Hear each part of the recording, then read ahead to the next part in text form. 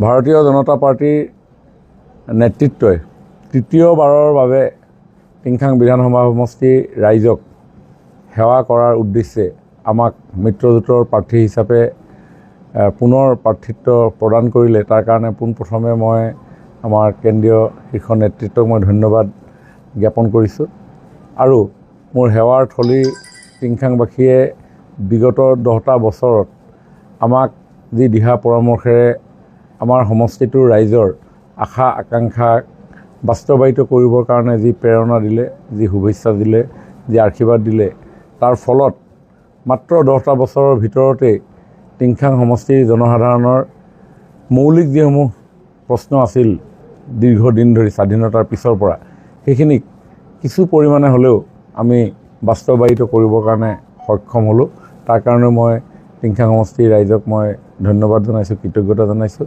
আৰু আগন্তুক নিৰ্বাচনত সকলো ৰাইজৰ সহায় সহযোগিতা মই আন্তৰিকতাৰে শ্ৰদ্ধা সহকাৰে কামনা কৰিছোঁ।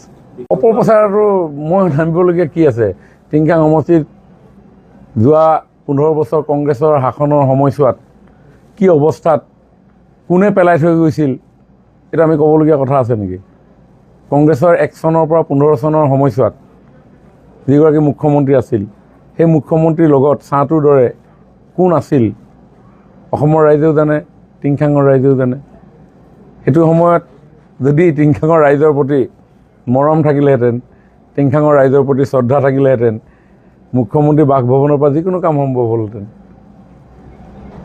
কিন্তু এগৰাকী সাধাৰণ বিধায়ক হৈ ইয়াৰ আগৰ কাৰ্যকালটোত টিংখাং সমষ্টি কি উন্নয়নৰ ৰূপৰেখা বদলি হ'ল টিংখাঙৰ ৰাইজে জানে। এই মাত্ৰ 10টা বছৰত টিংখাংখন কি ধৰণেৰে বিকাশৰ দিশেৰে আগুৱাই গ'ল টিংখাঙৰ ৰাইজকতো মই ক'ব নালাগে। গতিকে তেওঁৰ বিপৰীতে কি অপপ্ৰচাৰ কৰিম? এজন নিকম্মা মানুহ হিচাপে ইতিমধ্যে এষ্টাব্লিছ হৈছে, যিগৰাকীয়ে মুখ্যমন্ত্ৰীৰ বৰঘৰত থকাৰ পিছত, ছাঁটোৰ দৰে থকাৰ পিছত এই সমষ্টিটোৰ ৰাইজলৈ মনত নপৰিলে। ইলেকশ্যনৰ সময়ত কুলি চৰাইৰ নিচিনা আহি ইয়াতে মাত মাতি আকৌ ঘূৰি গুচি যায়। সেইজন মানুহৰ কথা মোক সোধে।